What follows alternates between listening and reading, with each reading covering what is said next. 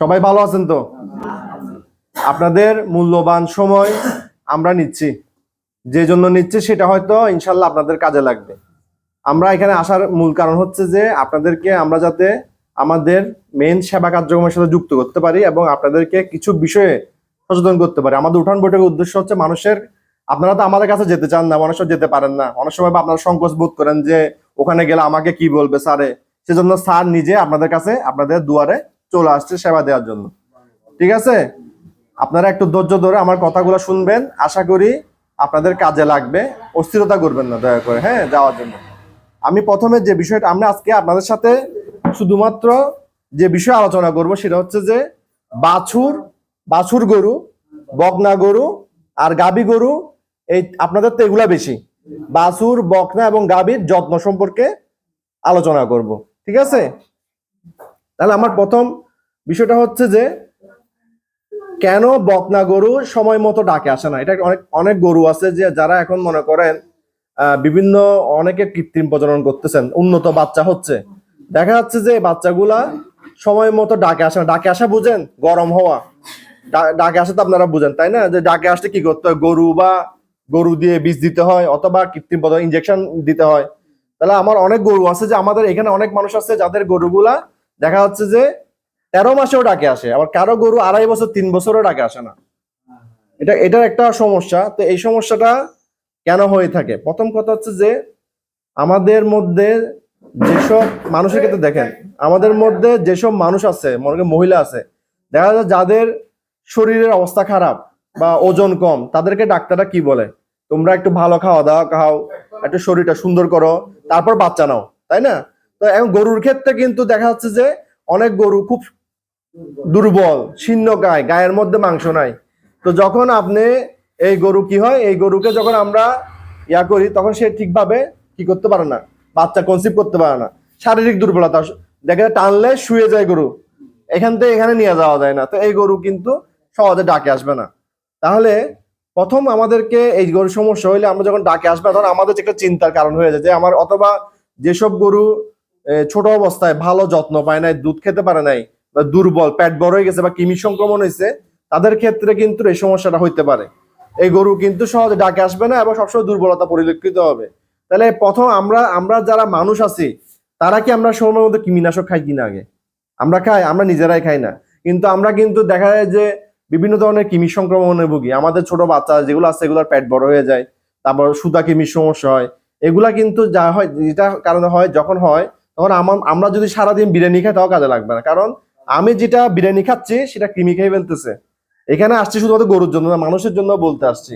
প্রতি 3 মাস অন্তর অন্তর মানুষকেও কৃমির ওষুধ খেতে হয়, মিনিমাম 4-5 মাসে একবার খেতে হয়। 5 মাসে না খেলে বিভিন্ন সমস্যা, বাচ্চাদের বেশি সমস্যা। বাচ্চারা হচ্ছে যে দুর্বল, বৃদ্ধ এবং বাচ্চা এরা হচ্ছে যে কি দুর্বল, যার কারণে বৃদ্ধদেরকেও কিন্তু সতর্ক রাখতে হয়, বাচ্চাদেরকে সতর্ক রাখতে হয়। আপনি যদি নিয়মিত 2 বছরের পর কৃমির ওষুধ না দেন তখন কিন্তু বাচ্চাদেরও বিভিন্ন সমস্যা হয়ে যায়। সেম ভাবে যেসব গরুকে ছোট অবস্থায় কৃমির ওষুধ খাওয়া হয় না, যেমন হচ্ছে 2 ধরনের কৃমি, একটা কলিজার মধ্যে কৃমি থাকে, আপনারা যখন সময় দেখবেন কলিজা যখন কাটা হয় কলিজার মধ্যে থেকে এরকম চ্যাপ্টা চ্যাপ্টা কৃমি বের হয়। ওই কৃমিটা হচ্ছে যে লিভারটাকে একেবারে ধ্বংস করে দেয়। এই জন্য সে সারাদিন খাইও তার কোনো গ্রোথ হয় না, তার রুচি চলে যায়, পায়খানা হয়, যার কারণে তার সমস্যা হয়ে থাকে এবং পেটের মধ্যেও কৃমি থাকে। তা আপনি সারাদিন ঘাস খাওয়াচ্ছে, আমার এখানে প্রচুর ঘাস আছে, কিন্তু কৃমির ওষুধ না খাওয়ার কারণে ওই ঘাস থেকে যে পুষ্টিটা হচ্ছে সেটা কৃমিগুলা সব খেয়ে ফেলতেছে, যার কারণে গরুটা অপুষ্ট হয়ে গেছে। এই অপুষ্ট হলে কি হবে, গরু যে কোনো রোগ হইলে, যেমন খুরা রোগ আসছে, লাম্পি আছে, গরুটা তাড়াতাড়ি আক্রান্ত হবে। যে গরুর রোগ প্রতিরোধ ক্ষমতা ভালো তার থেকে রোগ হবে পরে। যে বাচ্চার, যে মানুষের শিশু, যে তার রোগ প্রতিরোধ ক্ষমতা ভালো তার থেকে সহজে কফ কাশি সর্দি হবে না। আর যার রোগ প্রতিরোধ ক্ষমতা কম তার অসুখ বিসুখ বেশি হবে। এবং এটার জন্য কে দায়ী? এই কৃমিটা দায়ী। কৃমি থাকলে শরীরের রোগ প্রতিরোধ ক্ষমতা কমে যায়। তাই প্রথম কাজ হচ্ছে যে কোনো গরু এই 3 মাসের উপর হয়, হ্যাঁ, আমি আস্তে আস্তে বোঝাবো, 3 মাসের উপর যে গরুগুলো আছে সেগুলোকে অবশ্যই কি করতে হবে, আপনার কৃমির ওষুধ খাওয়াইতে হবে। প্রতি 3 মাস অন্তর অন্তর গরু গাভীকে কৃমির ওষুধ খাওয়াইতে হবে। কৃমির ওষুধ না খাওয়াইলে আপনি যে বাচ্চাটা পেট আছে সেটাও দুর্বল হবে, বাচ্চা হওয়ার পরও দুর্বল হবে, গাভী বা বকনা গরুটা দুর্বল হবে, ফলে গরুটা ডাকে আসবে না। ডাকে না আসার প্রথম এবং অন্যতম কারণ হচ্ছে যে কৃমির ওষুধ না খাওয়ানো, ঠিক আছে? তারপর হচ্ছে যে পুষ্টিকর খাদ্য। মনে করেন একটা গরুর জন্য একটা সুষম খাদ্য আছে। আমরা ছোটবেলা বুঝছি না যে মানুষকে, বাচ্চাকে একটু ডাল, একটু সবজি, এই সেই, কিন্তু গরুকে আমরা কি খাওয়াই? কেউ কেউ ভাত খাওয়ায়, কেউ কেউ খুদি খাওয়ায়, কেউ কেউ মদের উচ্ছিষ্ট থাকলে সেগুলো খাওয়ায়। এগুলা খাওয়ার পরে গরুর পেট খারাপ হয়ে যায়। হ্যাঁ, তা এগুলা তো গরুর পুষ্টিকর, গরুর জন্য একটা সুষম খাদ্য আছে, এর মধ্যে শর্করা আছে, আমিষ আছে। এগুলো যখন খাবার থেকে পুষ্টিকর খাদ্য পায় না, গরুটা ছোট হয়ে যায়। ঠিক আছে, যখন গরুটা ছোট হয়ে যায় তখন কিন্তু গরুটা ঠিকভাবে তখন ডাকে আসে না, এবং গরুর শরীরে বিভিন্ন ধরনের ভিটামিনের অভাব হয়। যেমন ভিটামিন A, D3 অভাব হয়, ক্যালসিয়াম, মিনারেলস এর অভাব। অনেক সময় গরু দেখা যায় যে মাটি খায়, খায় না, বাচ্চাও মাটি খায়। এটা কিসের অভাবে হয়? এটা হচ্ছে কৃমির কারণে হইতে পারে। তারপর হচ্ছে যে কি, যদি কোনো শরীরের মধ্যে মিনারেলস এর ঘাটতি থাকে, ক্যালসিয়াম, ফসফরাস, ভিটামিন, এই জন্য কিন্তু যেগুলা গরু আছে সেগুলোকে মাঝে মধ্যে কিন্তু ভিটামিন খাওয়াইতে হয়। ঠিক আছে, তো এইরকম করে যদি আপনি চেষ্টা করেন, অর্থাৎ যদি পুষ্টিকর খাবার দেন, এক সময় মতো কৃমিনাশক দেন, ভিটামিন দেন, তাহলে একটু খাবারটা ভালো দিলে গরুটা কি হবে, একটু স্বাস্থ্যটা ভালো হবে। স্বাস্থ্য যখন ভালো হয়ে যাবে, 80% গরু এবার সুস্থ হয়ে যায়, ঠিকভাবে ডাকে চলে আসবে। আগে আপনি গরুর স্বাস্থ্য খারাপ থাকলে গরুকে বীজ না দিয়ে বা প্রজনন না করিয়ে এটাকে একটু ভালো খাবার দিয়ে, পুষ্টিকর খাবার জন্য কি রেশন দিবেন সেটা আমার অফিসে গেলে আমি রেখে দিব। আপনি যদি ঘাস খায়, ঘাস খাবে, তাহলে কৃমিনাশক দিয়ে আপনি পুষ্টিকর খাদ্য দিয়ে গরুটাকে ঠিক সময়ে কি করবেন, ডাকে আনবেন এবং গরুর স্বাস্থ্য ভালো করবেন। একটা জিনিস বলি, গরুর কিন্তু অনেক ভ্যাকসিন আছে। আমরা আজকে যে ভ্যাকসিনটা দিচ্ছি এটা হচ্ছে তরকা, অ্যানথ্রাক্স। এটা দেওয়ার কারণ হচ্ছে যে এই জীবাণুটা, অ্যানথ্রাক্সের জীবাণুটা হচ্ছে যে মাটির সাথে মিশে থাকে, এবং এটা এটা 100 বছর পর্যন্ত মাটির মধ্যে বেঁচে থাকতে পারে। একবার যদি গরুর শরীরে ঢুকে মাটি, অনেক সময় গরু কি করে আমি বলি, যেমন ঘাস খায়, ঘাসের সাথে কিন্তু মাটিও খেয়ে ফেলে। অনেক সময় কি হয়, যখন বিশেষ করে যখন কি হয়, যখন এই ধান টান কাটার পরে শুকনো হয়ে যায় খড়গুলা, ওই সময় হচ্ছে এগুলা খুব ফলা হয়ে যায়।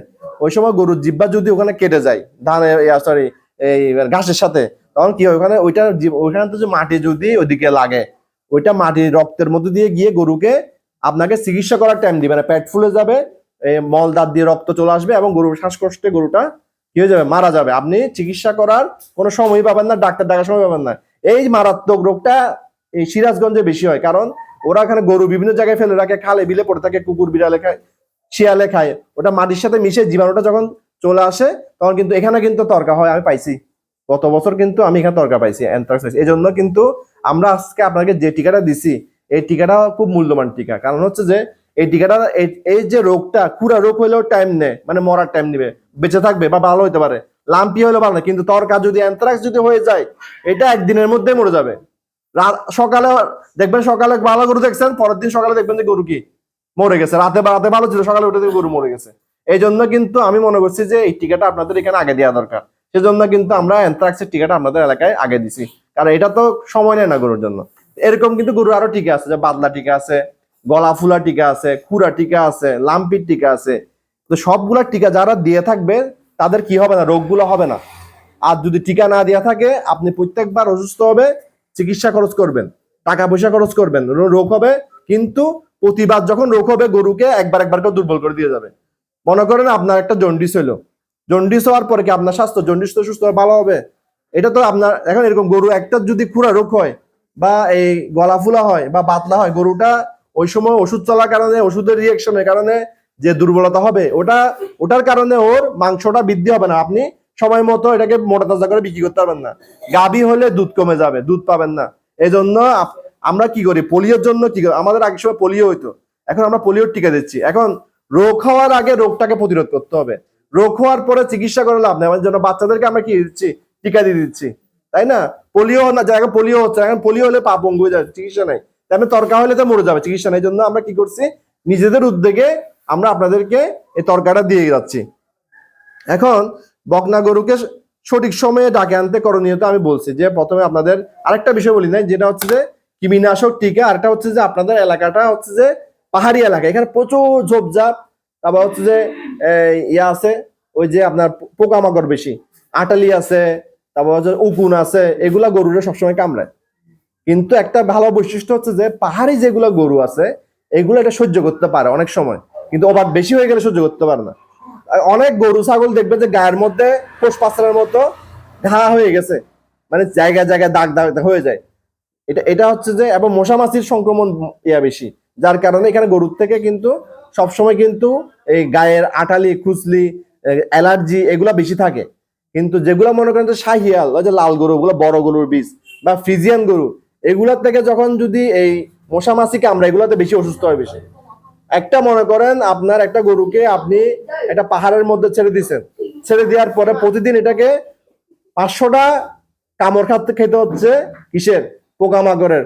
প্রতিবারে যদি 1 ml করে ব্লাডও খায়, একটা 1 মিলি বা 5 ফোঁটা 10 ফোঁটা খায়, তাই ডেলি শরীর থেকে 200 ml 300 ml ব্লাড চলে যাচ্ছে।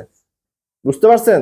এই ব্লাডটা যে চলে যাচ্ছে, যার কারণে দেখা যাচ্ছে যে শরীরের মধ্যে আমাদের মহিলারা যখন গর্ভাবস্থা থাকে তখন তাদেরকে আয়রন ট্যাবলেট দেয়, ক্যালসিয়াম ট্যাবলেট দেয়, কারণ হচ্ছে বাচ্চার জন্য। ঠিক আছে? তখন আয়রনের ঘাটতি হয়, আয়রনের ঘাটতি যখন হয় কিন্তু শরীরের জন্য ক্ষতি হয়। এই যে গরুগুলোকে সারাদিন কামড়ায়, এগুলা কিন্তু ব্লাডের মধ্যে রক্তটা কমে যায়। এই জন্য কিন্তু আমাদের যে গরুগুলা বিভিন্ন জায়গায় চড়ে বেড়ায়, এগুলাকে কিন্তু আমরা আসার পরে আমরা কিন্তু একটু দেখতে হবে, গারটার মধ্যে দেখতে হবে কোনো গায়ের মধ্যে পোকামাকড় আছে, এবং যেসব গরুর রক্ত কমে যায় সেগুলো কিন্তু শুকাইও যাবে। এই জন্য কিন্তু মাঝে মধ্যে আপনারা খুব সহজে একটা কাজ করতে পারেন, ওই অ্যাক্টোনিল নামে একটা পাউডার আছে, অ্যাক্টোনিল। এটা দিয়ে যদি, এটা হচ্ছে যে পোকামাকড় ওষুধ, মশা মাছি আটালি এগুলোর ওষুধ, এটা দিয়ে যদি মাসে একবার গোসল করান, তাহলে গায়ের মধ্যে যদি কোনো ইয়া থাকে সেটা চলে যাবে। আর যদি একেবারে কিছু না থাকে, একটু নারকেল তেল স্প্রে করতে পারেন, একটু তারপিন স্প্রে করতে পারেন। তারপিন কোনটা? পাশারি দোকানের তারপিনটা, আবার রঙের দোয়া তারপিন, এগুলো স্প্রে করলেও কিন্তু মশা, এটা সহজ বুদ্ধি। ওষুধটার দাম 40 টাকা, একটা ওষুধ দিয়ে আপনি 20-25টা গরুকে করতে পারবেন। তো এটা যদি করেন তাহলে আপনার এই যখন দেখা যাবে যে আপনারা কখন দেখেন গরুটার চামড়া যখন একেবারে ছিলে গেছে, তখন গিয়ে আপনি ডাক্তার নিয়ে এসেছেন, তখন তো গরুর অবস্থা খারাপ। তার চাইতে যদি আপনি একটু তারপিন স্প্রে করতেন, বা একটু যদি একটু নারকেল স্প্রে করে একটা ওষুধ দিয়ে 40 টাকা খরচ করে 10-12 জন গোসল করাইতে পারবেন, তাহলে গোসল করাইতেন, তাহলে আপনার ওই রোগটা তো হইতো না। এগুলোর কারণেও কিন্তু ওই গাভী মানে বগ্ন অবস্থায় গরুগুলো ডাক রাখে না, মানে এগুলো কি হয়, বীজ দিলেও বীজ ফেলে দিচ্ছে। তারা কিমির সমস্যা যদি থাকে, এরকম আঠালির যদি সমস্যা থাকে, গরুকে বীজ দিলেও গরু কিন্তু বীজ রাখবে না। এই জন্য এগুলো ঠিক করতে হবে, ভালো খাবার দিতে হবে, এবং কি করতে হবে, ওদেরকে পুষ্টিকর খাবার দিয়ে ভিটামিন দিতে হবে, কিছু ক্যালসিয়াম দিতে হবে। তাহলে গরুগুলোর স্বাস্থ্য যদি ভালো হয়, আপনার যদি ভিতরে কৃমি না থাকে, বাইরে কৃমি না থাকে, ভ্যাকসিন দেওয়া থাকে, ওই গরু কোনো সমস্যা হবে? কোনো সমস্যা হবে না। আপনারা চিকিৎসা করে কোনোদিন গরু পালতে পারবেন না। চিকিৎসা করার আগে, রোগটা আসার আগে রোগটাকে প্রতিরোধ করবেন, মানুষের ক্ষেত্রে, গরুর ক্ষেত্র। তাহলে হচ্ছে যে রোগটা আপনাদেরকে ভোগাবে না। কারণ রোগ আসলে এখন রোগগুলা খুব স্ট্রংলি গরুকে ভোগাচ্ছে, যেটা হচ্ছে সেটা গরুকে খুব সমস্যা করতেছে। আচ্ছা, এরপর হচ্ছে যে গর্ভাবস্থায় গরুর যে যত্ন। কারণ গর্ভাবস্থায় গরুটা হচ্ছে কি, প্রথম 3 মাস, শেষ 3 মাস মানুষের মতো সেন্সিটিভ। এই সময় যদি কোনো আঘাত লাগে, অন্য গরু যদি ডুস মারে, বা তখন কি হয়ে যায়, বা কোনো জায়গায় ব্যথা পায়, বা কোনো বিষাক্ত পাহাড়ি কোনো গাছ খেয়ে ফেলে, তখন কিন্তু বাচ্চারা পড়ে যেতে পারে। এই জন্য কিন্তু ওই সময় গরুকে একটু সতর্ক রাখতে হবে। এবং আমাদের আরেকটা বিষয় হচ্ছে যে অনেক সময় দেখা যায় গর্ভাবস্থার পরে গরু বিভিন্ন ধরনের কি করে, ওই একটু ডায়রিয়া হতে পারে। তখন কি করে, আমরা এমন সময় ডাক্তার এনে, ডাক্তারে আমরা তো যারা উপজেলা ডাক্তার সবসময় তো আসতে পারি না, আপনারা তো লোকাল চিকিৎসক ডেকে নেন। এখন তারা কি মেরে যায়, তারা কোনো লিখে দেয় না, তারা আবার বলেও যায় না। এখন অনেক অ্যান্টিবায়োটিক আছে যেটা দেওয়ার পর বাচ্চার সমস্যা হয়। কিছু অ্যান্টিবায়োটিক নিরাপদ, আর অনেকগুলা ম্যাক্সিমাম অ্যান্টিবায়োটিক নিরাপদ না। এগুলা যদি মেরে দেয়, বাচ্চা পড়ে যেতে পারে, এবং আপনি খেয়াল করবেন না যে এদিক দিয়ে রক্ত পড়ে, ব্লিডিং হলেই বাচ্চা নষ্ট হয়ে গেছে। এই জন্য কিন্তু এমনি গরু চিকিৎসা করা আর গর্ভাবস্থায় গরু চিকিৎসা করার মধ্যে তফাৎ আছে। যাদের গরু গাভীন হবে তাদেরকে যখন চিকিৎসা করবেন, কি ওষুধ দিচ্ছে ভাই তুই এখানে লিখে দে। আর যদি গর্ভাবস্থা গরু যদি আমার টেনশন লাগে, উপজেলায় চলে যাবেন, কারণ গর্ভাবস্থায় সব ওষুধ নিরাপদ না। ঠিক আছে? সব কিমির ওষুধ নিরাপদ না। যেমন আমার এখানে যে কিমির ওষুধটা আছে, এটা গর্ভাবস্থা আপনি দিতে পারবেন না, কিমি এটার জন্য আলাদা ওষুধ আছে। এখন যে যে পল্লী চিকিৎসা, সে তো সব বিষয় জানে না। যদি এখন আপনাকে এটা দিয়ে দেয়, তাহলে আপনার গরুর বাচ্চাটা পড়ে যাবে, আপনার ক্ষতি না? অবশ্যই ক্ষতি। তো সেজন্য আপনারা গরুকে গর্ভাবস্থা কিমি দিয়ে ওষুধ, গর্ভাবস্থার যে গরুগুলো আছে সেগুলোর জন্য আলাদাভাবে যত্ন নেবেন, এগুলোর জন্য আলাদা ভালো ডাক্তার উপজেলা যোগাযোগ করবেন। কারণ এগুলো যদি লোকাল চিকিৎসক দিয়ে চিকিৎসা করেন, আপনার গরু ক্ষতি হয়ে যাবে, রক্ত ব্লিডিং হয়ে বাচ্চাটা অ্যাবর্শন হয়ে যাবে। ঠিক আছে? এরা সব পারে, কিন্তু এরা তো 7-8 বছর পড়াশোনা করে না, এরা ওষুধ মারতে জানে, ইনজেকশন মারতে জানে, কিন্তু ওদের তো ওই জ্ঞানটা নাই যে মানে কি গরু মারছে সেটা বিষয় না। গরু তো এমনিতে মানুষও তো মরতেছে, কিন্তু গর্ভাবস্থায় গরুগুলার ক্ষেত্রে ওই মানুষের যেরকম সব ওষুধ খেতে পারে না, মহিলারা ওষুধ খেতে হয় কিন্তু বেছে বেছে, কারণ সব ওষুধ খেলে গর্ভাবস্থার ক্ষতি হয়। এই জন্য কিন্তু আপনারা গর্ভাবস্থায় যে ওষুধ খাওয়ার আগে সেটা চিন্তা করবেন। এবং আমরা এখন আরেকটা প্রশ্ন করবো যে কিভাবে বুঝবো যে বকনা বা গাবি ডাকে আসছে। গাবি ডাকে আসলে কি হয়, খুব ডাকাডাকি করে, আবার কতগুলা গরু আছে কি একদমই নীরব, কোনো আওয়াজে নাই, শুধু ওই একটু অন্য গরু দেখলে তাদের দেখলে একটু ইয়া করে। তারপর হচ্ছে যে তার খাওয়া দাওয়া বন্ধ হয়ে যায়, একটু উত্তেজিত থাকে, লাফালাফি করে, অন্য গরু তাকে লাফ দিতে চেষ্টা করে এবং ওইখান দিয়ে সাদা সাদা মল ভাঙে, তাই না? তো আবার মলের মধ্যে কিছু মল আছে একটু ঘন, ওইগুলো আবার কিন্তু সমস্যা থাকলে হয়। ওই যেগুলা গরুর যেমন ধরেন বীজ রাখে না, এদের কিন্তু আবার ঘাড়ো মল যায়। তো যেগুলা গরু এই মলটা ডাকে আসার মলটা হচ্ছে পরিষ্কার মল, সাদা একদম পরিষ্কার মল, এটা ডাকে আসলে তখন আমাদের কিন্তু একসময় দেখা যাচ্ছে যে আমাদের যারা মানুষজন ছিল তাদের সাথে গরুর খামারের একটা সম্পর্কটা খুব উন্নত ছিল। এখন সবাই মোবাইলের যুগ, মোবাইল নিয়ে ব্যস্ত, সন্ধ্যা হলে সবাই মোবাইলে চলে যাচ্ছে, যার কারণে গরু সন্ধ্যায় ডাকে আসছে নাকি রাতে ডাকে আসছে নাকি সকালে ডাকে আসছে। কারণ মানুষ তো এখন আমরা স্মার্ট জেনারেশন, এখন আমাদের তো খামার করার সময় তো এটা খেয়াল থাকে না যে আমরা আমাদের গরু ডাকে আসছে আমরা জানি না, হয়তো দেখা যাচ্ছে যে সন্ধ্যায় ডাকে আসছে আমি পরের দিন সকালে জানতেছি, হয়তো এখন আমি তো সন্ধ্যার পর আর গরুর খামারে যাই নাই, আমি তো মোবাইল নিয়ে ব্যস্ত ছিলাম তখন। এই জন্য কিন্তু গরুর ওইটা বাচ্চা হওয়ার জন্য প্রজননের সময়টা খুব গুরুত্বপূর্ণ। আপনি কখন ডাকে আসলে কখন বীজ দিবেন, এই জন্য ডাকটা কোন সময় আসছে সেটা সঠিকভাবে নির্ধারণ করাটা অত্যন্ত গুরুত্বপূর্ণ। যদি বিকালে ডাকে আসে তাহলে পরের দিন সকালে দিবেন, যদি সকালে ডাকে আসে পরের দিন বিকালে দিবেন। আমাদের মধ্যে অনেক টেকনিশিয়ান আছে, তারা কি করে যে বীজ দেয়, যারা তারা সারাদিনই বীজ দেয়, কিন্তু যখন আপনার এখন তো ঠান্ডা, যখন দুপুরবেলা 12টা 1টা 2টা 3টা 11টা এই সময় প্রচন্ড গরম থাকে, এই সময় বীজ দিলে এই বীজটা সাধারণত রাখে না, কারণ এই সময় গরমের কারণে বীজটা শুকায় যায়। দেখবে যে শীতকালে বীজটা বেশি কনসিভ করে, কারণ শীতকাল ঠান্ডা, এই সময় কিন্তু বাচ্চারা বেশি কনসিভ করে, তাই না? কারণ হচ্ছে ওই সময় ঠান্ডা থাকে, এই সময় কিন্তু প্রজননটাও বেশি হয়। কিন্তু গরমকালে দেখা যাচ্ছে যে গরমের কারণে ওই সময় যদি আপনি দিনে দুপুরে ইয়া করেন বা বীজ দেন, বীজের মধ্যে ওইটা বীজগুলো রাখে না। কারণ ঠিক আছে, এই জন্য সবসময় কি করবেন, আপনার গরু যদি ডাকে আসে এবং আপনি যদি বীজ দিতে চান তো সকালে ডাকে আসলে বিকালে দিবেন, বিকালে ডাকে আসলে সকালে দিবেন। ডেলি 2বার সকাল এবং বিকালে আপনি আপনার গরুর খামারে যাবেন, সকাল আর সন্ধ্যায়। ঠিক আছে, এই জিনিসটা আপনি অবশ্যই করবেন। আপনারা জানেন যে এখানে কি আছে, যে প্রাকৃতিক প্রজনন 2 ধরনের, একটা হচ্ছে প্রাকৃতিক প্রজনন, একটা হচ্ছে কৃত্রিম প্রজনন। প্রাকৃতিক প্রজনন আমরা কি দিয়ে করি, ষাঁড় গরু দিয়ে করি। প্রাকৃতিক প্রজনন অসুবিধা কি, প্রাকৃতিক প্রজনন দিয়ে আমরা বেশি উন্নত জাতের সার পাই না, কিন্তু আমরা যে কৃত্রিম প্রজনন করি, যে গরুকে বীজ দিই, এটা দিয়ে কিন্তু আমরা উন্নত সারের বীজ পাই। তাহলে হচ্ছে কি, আমার যে গাভীর বাচ্চাটা হবে সেটা 1 বছরের মধ্যে অনেক বড় হয়ে যায়। দেশি গরুগুলো ছোট থাকে, ওগুলো অনেক বড় যায়, ওটা আমি কিন্তু বেশি দামে বিক্রি করতে পারবো। আর যেটা ছোট বাচ্চা সেটা কিন্তু আমি কম দামে বিক্রি করতে পারতেছি। এখন প্রাকৃতিক প্রজননের ক্ষেত্রে দেখা যাচ্ছে যে যেটা কৃত্রিম প্রজনন করলে কনসিভ করে না, ওটা প্রাকৃতিক প্রজনন মানে সার দিয়ে করলে তাড়াতাড়ি কনসিভ হয়ে যায়, কারণ হচ্ছে ওটার মধ্যে লোড বেশি থাকে। ঠিক আছে, যার কারণে এটা হচ্ছে ওটা একদিক দিয়ে ভালো। কিন্তু প্রাকৃতিক প্রজননের দিকে একটা জিনিস খেয়াল রাখতে হবে, আপনাদের এখানে একটা সমস্যা আছে, সেটা হচ্ছে দেখবেন যে মাঝে মধ্যে কিছু ছাগলের বাচ্চা, ভেড়ার বাচ্চা, গরুর বাচ্চা প্রতিবন্ধী হয়, পা গুলা বাঁকা হয়, চোখ একটা থাকে না, এই দুর্বল হয়। এটার কারণ হচ্ছে যে মনে করেন আপনি যদি সার দিয়ে গাভীকে বীজ দিলেন, গাভীর থেকে আবার বাচ্চা হয়েছে, বাচ্চাটা হয়েছে মেয়ে বাচ্চা, ওটা বড় হয়েছে, আবার ওই বাবাকে দিয়ে মেয়েকে বীজ দিচ্ছেন, তাহলে এর পরের যে বাচ্চাটা হবে এটা কি হবে, প্রতিবন্ধী হবে।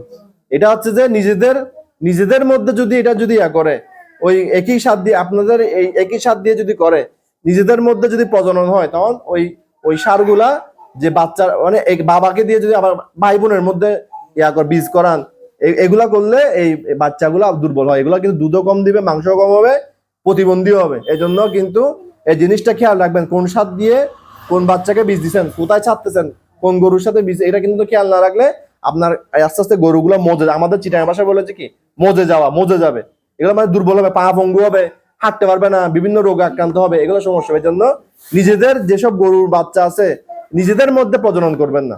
ঠিক আছে, এবং এই কৃত্রিম প্রজননের সময় যা বললাম, যেটা খেয়াল রাখবেন সেটা হচ্ছে সকালে ডাকে আসলে বিকেলে, বিকেলে ডাকে আসলে সকালে, কিন্তু দুপুর বেলার কড়া রোদের মধ্যে বীজটা দিবেন না। গর্ভাবস্থার ক্ষেত্রে চিন্তা করবেন যে আপনাদের কিন্তু একটা ধারণা আছে যে গর্ভাবস্থায় কৃমির ওষুধও খাওয়ানো যায় না, টিকাও দেওয়া যায় না, এটা তো আপনারা জানেন। কিন্তু গর্ভাবস্থায় কৃমির ওষুধ না খাওয়াইলে বাচ্চা কিন্তু দুর্বল হবে। বাচ্চার মধ্যে পেটের মধ্যে মার মধ্যে কৃমি আসলে বাচ্চাকেও খেয়ে ফেলবে, বাচ্চাগুলা ডেলিভারির সময় কষ্ট হয়ে যাবে। এই জন্য গর্ভাবস্থায় কিন্তু প্রথম 3 মাস, শেষ 3 মাস বাদ দিয়ে মাঝখানে যে 3 মাস, 4 থেকে 6 মাস বয়সে আপনাদেরকে কৃমির ওষুধ খাওয়াইতে হবে। কৃমির ওষুধ নিরাপদ ওষুধ আছে, যেমন রেনাডেক্স, অ্যান্ডেক্স, এগুলো হচ্ছে নিরাপদ। এগুলা খাওয়াইলে গরুর কোনো ক্ষতি হবে না। প্রতি 50 কেজি ওজনের জন্য একটা করে ট্যাবলেট দিতে হবে, ঠিক আছে? এবং এটা খাওয়ানোর সময় কিভাবে খাবেন? সকালে খাওয়াবেন, ভোরে কলা বা মিঠা দিয়ে খাওয়াই দিবেন, ঠিক আছে? তো খাওয়াই দেওয়ার পরে এটা আপনি প্রতি 3 মাস অন্তর অন্তর একবার খাওয়াবেন। তাহলে হচ্ছে যে ওই ওই কিমির সমস্যা হবে না। গাভীর ক্ষেত্রে ওই ওই ওষুধটা নিরাপদ, খাওয়ালে ক্ষতি হয় না নির্দিষ্ট ডোজে। তখন এটা যখন, এবং খুরা রোগের টিকাটা দিতে হবে। যেসব গরুর থেকে খুরা রোগ হয়েছে গর্ভাবস্থায়, ওইটার বাচ্চা ডেলিভারির পরে 1 মাসের মধ্যে বাচ্চা মারা যায়, কারণ মা থেকে বাচ্চাটা খুরা রোগের জীবাণুটা নিয়ে আসে, ওই বাচ্চা টিকানো যায় না, হার্ট দুর্বল হয়ে যায়, এটাকে বলে টাইগার হার্ট ডিজিজ। এই জন্য মাকে 4 থেকে 6 মাস বয়সে খুরা রোগের টিকা দিবেন। তাহলে বাচ্চা, মা যখন গাভীন থাকে তখন সবচেয়ে বেশি ভয়ঙ্কর অবস্থায় থাকে, কারণ তার শরীরের রোগ প্রতিরোধ ক্ষমতা কমে যায়। এই সময় যদি টিকাটা না দেন তাহলে কি হবে? মাও যাবে, আমও যাবে, ছালাও যাবে, বাচ্চাও যাবে। এই জন্য 4 থেকে 6 মাস বয়সে খুরা রোগের টিকা দিবেন। আমাদের সাথে যোগাযোগ করবেন, আমাদের সমর আছে, এই আছে। আপনারা যদি মনে করেন যে এটা একটা টিকা দিয়ে 16 ডোজ দেওয়া যায়, একটা টিকার দাম, প্রতি ডোজের দাম হচ্ছে 25 টাকা। আপনার মনে করেন যদি 4টা গরু থাকে, আপনার 100 টাকা খরচ হচ্ছে। আপনারা যদি 10 জন একত্র হন, তাহলে একটা ভ্যাকসিন 400 টাকা দিয়ে কিনেন, প্রতিজনের ভাগে 40 টাকা পড়বে। 40 টাকা দিয়ে যদি আপনি 4000 টাকার ওষুধ খরচ বাঁচাতে পারেন, তাহলে আপনি 40 টাকাটা দিবেন না কেন? আমরা দেওয়ার জন্য আপনাদেরকে হেল্প করবো, আমাদের লোক এসে দিয়ে দিবে। আপনারা যদি 40 টাকা দিয়ে 4000 টাকা দিয়ে তো অনেক গরু বাঁচে না। গরুটা যদি বাঁচাতে পারেন, তাহলে আপনারা ভ্যাকসিনটা দিবেন না কেন? অবশ্যই দেওয়া উচিত না? আমরা তো আছি, আপনার যোগাযোগ করলে আমরা আপনাকে ভ্যাকসিনের ব্যবস্থাটা করে দিব। এবং ভ্যাকসিন যদি আপনার হচ্ছে যে গর্ভাবস্থায়, আচ্ছা আরেকটা জিনিস, গর্ভাবস্থায় অনেকে আছে যে এখন অনেক গরু যেগুলো আছে সেগুলো গর্ভাবস্থায় কিন্তু ক্যালসিয়াম খাওয়াইতে হয়। কারণ হচ্ছে যে মা শরীরে, আমাদের এখানে এমনিতে সবাই হচ্ছে কি, মনে করেন আমাদের যারা মহিলা তাদেরকে কিন্তু ক্যালসিয়াম দেয়। কারণ হচ্ছে মার শরীর থেকে ক্যালসিয়াম টেনে এনে বাচ্চার শরীরে হাড্ডিগুলো হয়, বাচ্চার শরীরে যে হাড়গুলো হয়, এগুলো কোথা থেকে ক্যালসিয়াম আসে? মার শরীর থেকে আসে। আমাদের দেখবেন যে একটা, মানে আগের কথা বলতেছে কি, পুরান জমানায় মহিলারা যখন গর্ভাবস্থায় থাকতো বা এখনো, তারা যদি ক্যালসিয়াম না খায়, তারা কিন্তু মাটি খায়, পোড়া মাটি খায়। এটা হচ্ছে পোড়া মাটির মধ্যে ক্যালসিয়াম এবং ফসফরাস থাকে। এটা কিন্তু একটা তাদের, ওইটার প্রতি তাদেরকে আমরা বা মুরগির হাড্ডি খেতে চাই। কারণ হচ্ছে কি, ওই ক্যালসিয়াম বা ফসফরাসটা ওইখানে তারা যখন মুখে পাচ্ছে, ট্যাবলেট আকারে পাচ্ছে না, তখন কিন্তু তারা কি এইখান থেকে এটা নিতে চেষ্টা করে। এই জন্য কিন্তু এটা কিন্তু আসলে তাদের রোগ। এই জন্য কিন্তু গর্ভাবস্থায় যেসব গরু আছে এগুলো কিন্তু মাটি খায়, দেখবেন যে প্লাস্টিক খায়, বিভিন্ন জিনিস খায়। কারণ হচ্ছে তাদের ক্যালসিয়ামের ঘাটতি। কারণ ক্যালসিয়াম যেটা তার বাচ্চা তৈরি করতে ব্যয় হয়ে যাচ্ছে, সেটা তখন তার বাইরে থেকে আসতেছে না। এই জন্য গরুকে অবশ্যই ক্যালসিয়ামটা দিতে হবে। এবং ক্যালসিয়ামটা যদি আপনি প্রতি মাসে বা 2 মাসে একবার করে খাওয়ান, তাহলে কিন্তু এই হাড্ডির সমস্যা, গরুর কিন্তু সমস্যা হবে না। এবং ক্যালসিয়াম না খেলে আরেকটা সমস্যা, সেটা হচ্ছে যে বাচ্চা ডেলিভারি হইতে সমস্যা হয়। ক্যালসিয়াম, যেসব গরুকে ক্যালসিয়াম খাওয়ানো হয় না গর্ভাবস্থায়, ডেলিভারি হয়তো আটকে যায়, বাচ্চা আটকে যায়। তারপর জরায়ু থেকে ফুল পড়ে না, ফুল তো চিনেন, প্লাসেন্টা যেটা গর্ভফুল, সেটা কিন্তু পড়ে না। এজন্য প্রচুর ঘাস খাওয়াইতে হবে, ঘাসের মধ্যে প্রচুর ক্যালসিয়াম থাকে। কিন্তু আমাদের এখানে অনেক সিজন আছে যখন ঘাস কমে যায়, ঘাস খাওয়ানো যায় না, গরুকে বেশি ছাড়া যায় না। ওই সময় কিন্তু আবার বর্ষার সিজন যখন আছে, তখন কিন্তু সবসময় ঘাস খাওয়ানো নিরাপদ না, কারণ অনেক সময় জোয়ারের পানি আসে, এগুলা খাইলেও কিন্তু গরুর পেট খারাপ হইতে পারে, ঠিক আছে? এই জন্য কিন্তু গরুকে, এবং আমরা একটা জিনিস সমস্যা আছে, সেটা হচ্ছে কি, যখন আপনাদের একটা কথা বলে যায়, যখন বজ্রপাত হয়, বজ্রপাতের পরে যখন নতুন নতুন বৃষ্টি হয়, ওই সময় যদি আপনি অন্ধকার হয়ে যায়, ওই সময় জমিনের মধ্যে যে ছোট ছোট ঘাস হয়, এগুলার মধ্যে কিন্তু বিষক্রিয়া হয়। এরকম বিষক্রিয়ায় গরু কিন্তু অনেক জায়গায় মারা যায়। নতুন নতুন বৃষ্টির পরে যে বজ্রপাত, ওই সময় কিন্তু জমিনের মধ্যে যে ঘাস থাকে, সেখানে নাইট্রোজেনের পরিমাণ বেড়ে যায়। এগুলো খাওয়ার পরে গরুর পেট ফুলে শ্বাসকষ্ট হয়। তখন যখন অতিরিক্ত বজ্রপাত হবে এবং বৃষ্টি হবে, তখন কিন্তু গরুগুলাকে আপনারা কি করবেন না, ফিল্ডে ছাড়বেন না, এবং বিকেল বেলা ঘাস খাওয়াবেন না। কারণ এগুলো যদি ওখানে যদি ভরপেট খেয়ে আসে, রাতের মধ্যে পেট ফুলে, এগুলো অনেক ঘটনা ঘটতেছে। এই জন্য কিন্তু সবসময় ভালো হচ্ছে কি, রোদের পরে ঘাস খাওয়ানো, রোদ লাগলে এগুলো বিষ খেয়ে কমে যায়। বজ্রপাত হলে ওই সময় চেষ্টা করবেন যে গরুকে বাইরে না রাখতে, কারণ বজ্রপাতে গরু মারা যেতে পারে, সব ঘরে রাখবেন, ঠিক আছে? এরপর হচ্ছে যে আমি বলতেছি, সেটা হচ্ছে যে শেষ করে দিব। বাচ্চা ডেলিভারির সময়, গরু যখন ডেলিভারির সময় হবে, হ্যাঁ, তখন হচ্ছে আপনারা একটু খেয়াল রাখবেন। কারণ হচ্ছে ডেলিভারির সময় যদি রাতের বেলা 2টা-3টার দিকে বাচ্চা হয়, ওই বাচ্চা কিন্তু যদি পাকা ফ্লোরে পড়ে বা যদি মুখ টুক ফেটে যেতে পারে, নালায় পড়ে থাকে, এই জন্য ওই সময় যখন পানি ভাঙবে, তখন খেয়াল রাখবেন যে গরুর বাচ্চাটা মানে ওখানে কিছু খড় দিয়ে দিবেন, আরামদায়ক বিছানা করে দিবেন। কারণ হচ্ছে যে এটা না হলে কি হবে, বাচ্চা কিন্তু ব্যথা পেতে পারে এবং সমস্যা হইতে পারে। এবং ডেলিভারির পর দেখা যায় যে গাভীর খুব ক্ষুধা থাকে, তখন আপনারা কি করেন, 1 ডেক্সি ভাত রেঁধে গরুকে খাওয়াই দেন, এরপর গরুর পেট ফুলে যায়, গরু মারাও যেতে পারে। ঠিক আছে, এই জন্য কিন্তু আপনারা কি করবেন, ডেলিভারির পর 20 লিটার পরিষ্কার পানিতে আধা কেজি বা 1 কেজি চিনি মিশাবেন, শরবত বানাবেন। এই শরবতটা বানিয়ে গাভীকে খাওয়াবেন। তাহলে কি লাভ হবে, এই শরবত বানায় খাওয়াইলে গাভী যে পানিটা 20 লিটার 30 লিটার বের হয়ে গেছে, এটা কিন্তু তার পানির অভাবে করে, যা পায় তা খায়। এই পানিটা খাওয়ার পরে গরুর শরীরে তরতাজা হয়ে যাবে, এবং ডেলিভারি পর খাওয়ালে সে খেয়ে ফেলবে। দেখবেন যে পানি দিলে সে পানি খেয়ে ফেলবে। একটু চিনি মিশিয়ে দিবেন, চিনি আছে না, আধা কেজি 1 কেজি চিনি নিয়ে শরবত বানিয়ে দিবেন। শরবতটা খাওয়ার পর দেখবেন যে এটা কি সুবিধা আছে, একটা সুবিধা হচ্ছে যে এই শরবত খাওয়ার পরে ফুলটা তাড়াতাড়ি পড়বে। পানির অভাবের কারণে কিন্তু অনেক সময় ফুলটা আটকে যায়, বুঝছেন। এবং আরেকটা জিনিস আমরা ভুল করি, সেটা হচ্ছে বাচ্চা ডেলিভারির পর বাচ্চাকে মা থেকে দূরে রাখি, এটা কিন্তু সমস্যা। বাচ্চা ডেলিভারির পর বাচ্চাকে মার সাথে রাখবেন। মার সাথে রাখলে মা যখন এরকম করে চাটবে, তখন মার মধ্যে একটা হরমোন বের হয়, এই হরমোনের কারণে কিন্তু ফুলটা তাড়াতাড়ি পড়বে। বাচ্চা থেকে যদি মাকে দূরে রাখেন, তাহলে কিন্তু ওই মা না চাটলে মাকে কিন্তু ওই হরমোনটা রিলিজ হবে না, ফলে কিন্তু বাচ্চারা কিন্তু পড়বে না। ঠিক আছে, মানে ফুলটা পড়বে না। এজন্য আমরা কি করি, বাচ্চাকে ওখানে বেঁধে রাখি, মাকে এখানে বেঁধে রাখি। ঠিক আছে, তখন কিন্তু বাচ্চা কাছে রাখলে কিন্তু সুবিধা। এবং অনেক সময় দুধ আসতে দেরি হয় ওলানে, তখন আমরা কি করি, মুরগির পালক দিয়ে, বাঁশেরিয়া দিয়ে, এইটা দিয়ে সেটা দিয়ে গুতাগুতি করি, তখন কিন্তু ওলানটা নষ্ট হয়ে যায়। এটা যদি একবার নষ্ট হয়, জীবনও কোনো ওষুধ দিয়ে কেউ ঠিক করতে পারবে না। যদি দুধ না আসে 2 দিন 3 দিন ওয়েট করেন, কিন্তু কিচ্ছু ঢুকাইন না নালি দিয়ে, যেটাই ঢুকাবেন ওইটা ওলান নষ্ট হয়ে যাবে। কোনো ডাক্তার, আমি লিখে দিব, কোনো ডাক্তার 99% ক্ষেত্রে ওলান নষ্ট হয়ে যাবে। এটা গরুটা বিক্রি করে জীবনে কোনো বুড়া বুড়ির কথা শুনে দুধ না আসতে কোনোদিন উলান দেয়, কোনো কিছু গুঁতা দিবেন না। সময় নেন, অনেক গরুতে 2 দিন 3 দিনও লাগে। এবং গরু ওইখানে উলানটা নষ্ট হলে কোনো ডাক্তার শুধু টাকা নিয়ে ভালো করতে পারবে না। এবং আপনার ওখানে বাচ্চা জন্মের পরে অবশ্যই শাল দুধটা গরুর বাচ্চাটাকে খাওয়াইতে হবে। এই শাল দুধের মধ্যে সমস্ত জীবনী শক্তি আছে। এই শাল দুধ না খেলে বাচ্চা কিন্তু দুর্বল হবে। অনেকে কি করে, গরুর বাচ্চাকে দুধ খেতে না দিয়ে ওই দুধটা নিজেরা বিক্রি করে দেয়।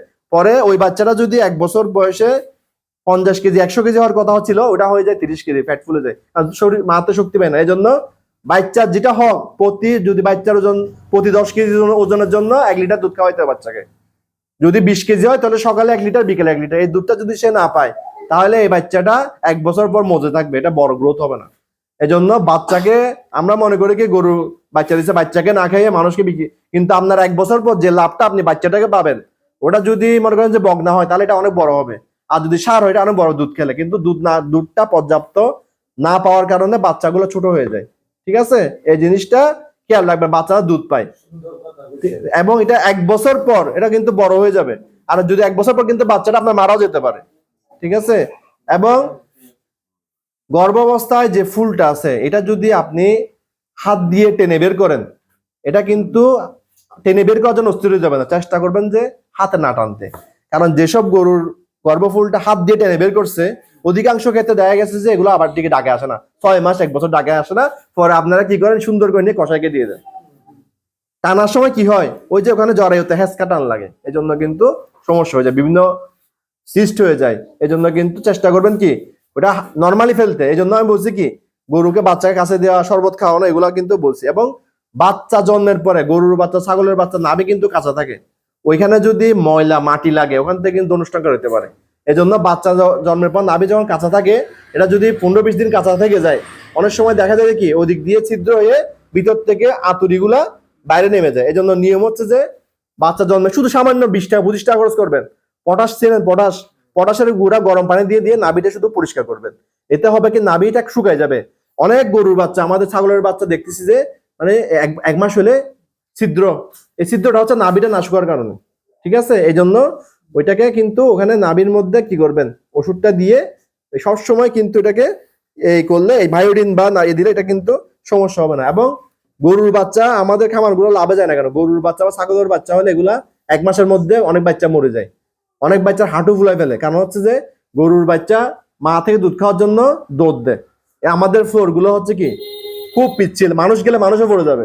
গরুর খামারের ফ্লোর প্রতিবার আসার খেয়ে পা ফুলাই ফেলে, পরে ডাক্তার এনে আমরা পার মধ্যে এভাবে করে কেটে দিই, কেটে দেওয়ার পরে আলো ফুলে যায়, আরো ব্যথা হয়ে যায়। এজন্য যেগুলো বড় খামার আছে এটা কিন্তু গরুর বাচ্চাকে সবসময় ছেড়ে রাখে না, একটা এরকম মাচা করে এটার মধ্যে বেঁধে রাখে। এখানে কিন্তু দুধগুলোও কিন্তু এরকম বোতলে করে খাওয়ায়। কারণ আপনি যদি দুধ তোলে না, গরুর বাচ্চাটা নির্দিষ্ট সময় মার কাছে পাঠাবেন। সারাক্ষণ যদি সে এখানে দৌড়াদৌড়ি করে, এখানে ফ্লোরের মধ্যে ময়লার মধ্যে শুই, তাহলে এই বাচ্চা 1 মাসের মধ্যে মারা যেতে পারে। কারণ এর মধ্যে পায়খানার সময় প্রথম হবে যে কি গা থেকে লোম চলে যাবে, লাল লাল হয়ে যাবে, লোম পড়ে যাবে। আস্তে আস্তে পায়খানা, পেট খারাপ হবে, পায়খানা করবে, এবং আস্তে আস্তে কি হবে, এবার পায়খানা করতে করতে আরো একদম দুধের মতো পায়খানা করবে। দুধের মতো পায়খানা দেখছেন গরুর বাচ্চার, এই বাচ্চা কিন্তু টিকানো যায় না। এই জন্য এই বাচ্চাগুলোকে সব জায়গায় একশো নির্দিষ্ট জায়গায় বেঁধে রাখবেন, সারাক্ষণ দৌড় দিবেন না। এবং আরেকটা বিষয় হচ্ছে যে গরুর বাচ্চাকে কিন্তু কৃমির ওষুধ খাওয়াইতে হয়। গরুর বাচ্চাকে জন্মের 10 দিনের মাথায় প্যারাবেট নামে একটা পাউডার আছে, পাইপারবেট, এটা যদি আপনি খাওয়াই দেন, এই দুধ পায়খানার জন্য কিন্তু এই গোল কৃমি দেয়। এটা খাওয়াইলে কিন্তু এই সমস্যা আপনার হবে না, মানে সহজে পেট খারাপ করবে না। আমরা কিন্তু গরুকে কৃমি ওষুধ খাওয়াইতে হয়তো 5 মাস 6 মাস হয়ে যায়। এর মধ্যে কিন্তু গরুর বাচ্চাগুলোকে এগুলা প্রথমে যখন এগুলো মারে কৃমি ওষুধ, কৃমি যখন মারে, তখন গরুর বাচ্চা ওখানেই পরে বলে যে কি আমার বাচ্চাটা এত ছোট, ওইটার বাচ্চাটা এত বড় কেন? ওর বাচ্চাকে তো ভাই সবকিছু খাওয়াইছে, আমার বাচ্চাটাকে আমি 10 টাকা খরচ করে একটা কৃমি ওষুধ খাওয়াই নাই। এই জন্য আপনাদের পরামর্শ প্রয়োজন আছে। তখন যখন দেখা যায় যে পায়খানা টায়খানা ছোট, তখন আমরা ডাক্তার নিয়ে স্যালাইন দেন। কিন্তু এর আগে আপনি যে 10 দিনের মাথায় যদি কৃমি ওষুধটা দিয়ে দেন, তাহলে কিন্তু ওইটা সমস্যা অতটুকু যাবে না, ঠিক আছে? এবং 5 মাস হইলে গরুর বাচ্চা যেগুলো নাদুস নুদুস বেশি, এগুলার কিন্তু ওইখানের মধ্যে রানের মধ্যে অনেক সময় একটা ফোড়ার মতো হয়, বিকিউ ঠিক আছে, এটা কিন্তু দেওয়ার চেষ্টা করবেন। এবং গরুর যে ওলান আছে এটাকে সবসময় পরিষ্কার হাত দিয়ে ধরবেন। গরুর যে যদি কেউ দুধ দোয়াতে আসে, এ তো 20-25 জায়গায় দুধ দোয়ায়, এখন কোনো না কোনো গরুর কি থাকে, সমস্যা থাকে। ওটা যদি তার হাতে লাগে, ওটা দিয়ে যদি আপনার গরুর ওলান ধরে, ওই বাটটা কিন্তু বাটের মধ্যে কিন্তু কি হয়ে যাবে, ওই ইনফেকশনটা চলে আসবে। গরু অনেকে যারা দুধ দোয় তাদের হাতের মাধ্যমে অনেক রোগ ছড়ায়। এজন্য আপনার গরুটা দুধ দোয়ানোর আগে বলবেন যে ভাই তুমি ভালো করে আগে সাবান দিয়ে হাত ধুয়ে নাও, এবং ওলানটা ভালো করে সাবান দিয়ে ধুয়ে ফেলবেন, ঠিক আছে? এবং এই জিনিসগুলো অবশ্যই মাথা রাখবেন। এবং গরু যখন বাচ্চা হবে, বাচ্চা হওয়ার পরে গরুকে পুষ্টিকর খাবার দিবেন, না হলে গরু দুর্বল হয়ে দুধ কমে যাবে, ঠিক আছে? তো আমার পক্ষ থেকে আজকে এতটুকু বললাম। আপনাদের কোনো প্রশ্ন টশ্ন থাকলে বলতে পারেন, বা কোনো সহযোগিতা আপনাদের কোনো সহযোগিতা আশা আছে কিনা আমাদের কাছে, কোনো ধরনের? আচ্ছা, আমাদের কিছু কার্ড দিয়ে যাবে। শেষ করে দাও।